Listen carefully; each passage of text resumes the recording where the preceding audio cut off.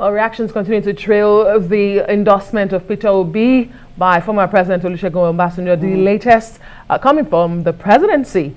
Well, the several political parties have also criticized former President Obasanjo's decision to endorse Peter Obi in next year's election. The presidential spokesperson, Garba Shehu, however, accuses Obasanjo of being jealous because Buhari is ahead of him in terms of national development. Garba said Obasanjo does not possess the moral credibility to criticize the Buhari administration. In an open letter, Obasanjo said Nigeria is faced with several challenges buoyed by rudderless leadership and bad economic policies. He said Peter Obi has an edge over other candidates for the nation's top job. He also said his decision came after several interactions with the major contenders. But the ruling All Progressives Congress says Obasanjo's endorsement is a worthless political move with no electoral value. An African Action Congress black flag bearer, Omoyele Sowore, calls Obasanjo's decision an endorsement of failure. Very strong words indeed. Well, the National Publicity Secretary of the All Progressives Congress, Felix Morka, joins us now from our Lagos studio. Thank you so much for joining us, and a happy new year to you. And what a way to start the new year. Yes, indeed. Good to see you. Well, the APC is saying that this endorsement of Peter Obi by former President Olusegun Obasanjo is worthless, and you have actually questioned his democratic credentials. And when one recalls that in 1979, as a military leader, Obasanjo did hand over, the first actually to do so, hand over to a civilian administration. Talk to us about why this endorsement riles the APC so much. Thank you so much, Ngozi, and Happy New Year to you and to our viewers. Now, first of all, let me place firmly on record that former President Olusegun Obasanjo is a citizen of the Federal Republic of Nigeria, and under our Constitution has, rights, fundamental freedoms of association and other, basic human rights.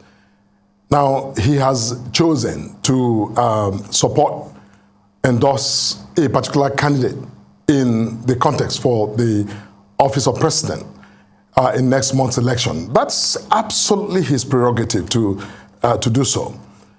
But having said that, I must say that we in the All Progressives Congress are absolutely unperturbed by that decision of the former president to endorse a particular candidate in this election. We are unperturbed because first, the former president, with all due respect to him, had the very uncommon opportunity to govern this country twice, one as military head of state and then as an elected president of the Federal Republic.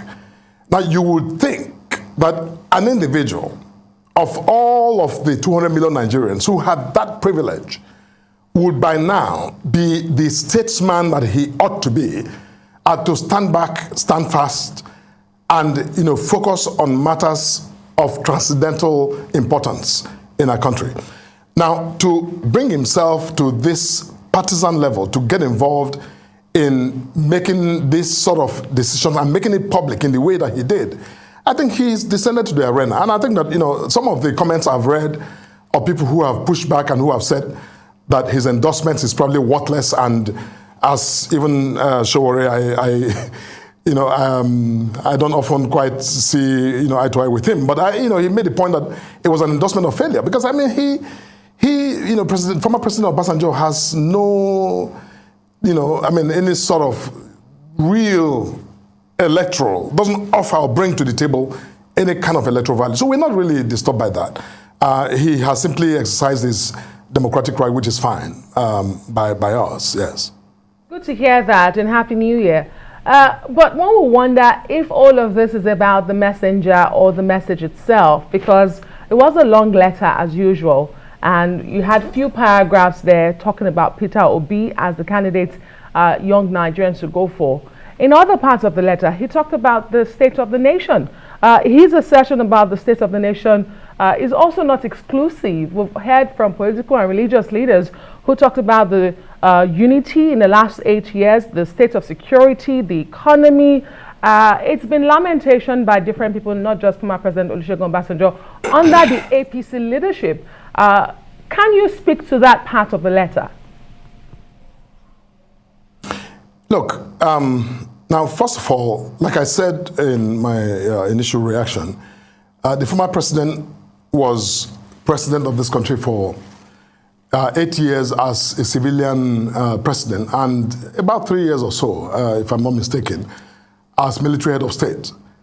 Now, any serious individual would, within that frame of time of about 11 years, really put down his DNA, if you will, on the the sort of promenade of governance. This president we're discussing, the former president Olusegun Obasanjo, I don't know if there's anyone at home who is listening to this conversation who can easily point to any serious intervention, development intervention that was implemented by this president.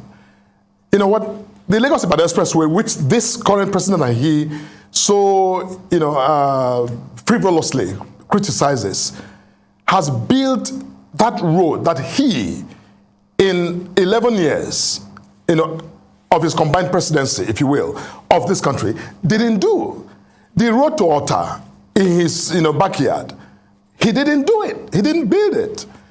He didn't do nothing of the sort. So I am sure that most Nigerians cannot recall anything that this former president has put down in this country while he had the opportunity to govern this country twice over 11 years. He didn't do that. So I think that of all people in this country, President Obasanjo, former President Obasanjo, really does not have the moral or political authority to pontificate about what this government has done or hasn't done. Of course, as a citizen, he may express his view, but that's, as far as it goes. This is the same president who, during the last segment of his administration, sought to enact a third term for his presidency in flagrant breach of our constitution. Of course, Nigerians rose up massively in protest against that. That didn't happen. Don't forget, this is the same president who left a streak of undemocratic record. I mean, Odi, people in Odi and Bayelsa, will tell you, this president supervised the complete massacre of our citizens in that part of the country, without today, with no remorse and no type of recompense to the community and the people who suffered the loss of their loved ones during the massacre. Look, all I'm saying is that the former president has a right to express his views as he has done, but I think that that's as far as it goes. He has one vote, just like I do, just like you do, just like every one of us do. But this is not an endorsement that is has any prospect of transforming what is set, which is that our candidate Asiwaju Bola Ahmed Tinubu is set, I think, to continue to persuade Nigerians until the day of election and to win this election hands down. Right. Of course, just like everybody else, it's just one man, one vote. But you would agree that when a globally respected former head of state, former president of Nigeria, lines up behind one candidate, it should really have some influence. Otherwise, even your own principal, Bola Ahmed Tinubu, the presidential candidate of the APC, wouldn't have visited, Obasanjo in his Abeokuta, home, if an endorsement is not, that important. No, Ngozi, no. I don't think I agree. I mean, look, our candidate, Asiwaju Bola Ahmed Tinubu, is a civil individual. He's a Democrat. He campaigned vigorously and fought hard for the democracy we enjoy today. He was a leading figure, of which I was also a participant, in that whole effort to push back the military and to win back the space, the democratic space we enjoy today. I mean, you and I are having this conversation because, for all it's worth and for all times, we have, moved away from where we were back then. He visited former President Olusegun Obasanjo because, in his own understanding of democracy, everyone who has a pedestal, who is, relevant to our democratic dispensation, deserved or was worth his visit. He did that. That's undeniable. But having said that, I think that the former president has chosen to pitch his tent with an individual. And by the way, Ngozi, let me refer to a particular paragraph of his letter where he spoke about another important point. I mean, just to quote him, other important point to make about Peter Obi is that he is a needle with a thread attached to it from north to south, and he may not, get lost. And he says, in other words, he has people who can pull his ears if and when necessary. Now, what does that tell you?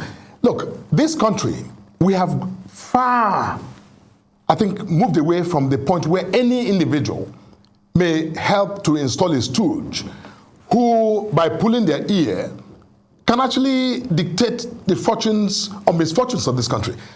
President Obasanjo may not have the privilege of another run by installing Peter Obi as a stooge, that he can pull his ear and by so doing dictate the direction of this country. No one individual should be able to do that. We need a president who has character, who has the backbone to stand up straight and look at Nigerians in the face and take responsibility for the action, not one that is going to be pushed around by Obasanjo as he argues in his letter. Great, I don't buy it. And I think many Nigerians don't buy it. It's subject to interpretation. Mr. Morka, we have to let you go, but very quickly, because you quoted parts of that letter, the former president was also specific about the sense of entitlement by any contender, and he mentioned Emilio Khan. That's it's my turn and I have served. He said that is not the attitude of a leader Nigeria needs at the moment. Now. And everybody knows that phrase emanated from your candidate, Bola Ahmed Tinubu. What do you have to say to that? Look, like I said, our candidate has been a recurrent figure in our democratic, efforts from, over the period of our military dictatorship till today. He was governor of Lagos State.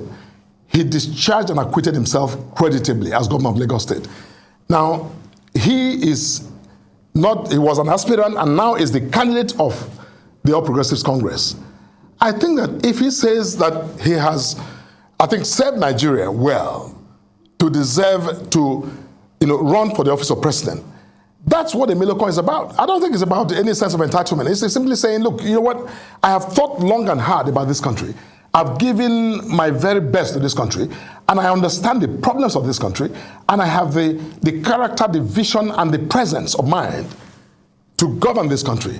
That is what he's saying. I'm not a Yoruba speaking person, but I think that my understanding of Emilio Khan so far, and I've talked to a lot of my Yoruba friends, and they simply speak to what I just said. And what is that? A man who has invested so much in thinking about Nigeria and in loving this country and in sacrificing, and who was prepared and continues to prepare to pay the ultimate price for this country. I think that if he says he knows a little thing about service, I think he deserves an opportunity to serve the country. All right. Well, others too, Atiku would say the same thing, and as a matter of fact, the man in question, Obasanjo too, would say that he has served Nigeria very well. We'll have to leave it there. Felix Morka, thank you very much for joining us on Newsnight tonight.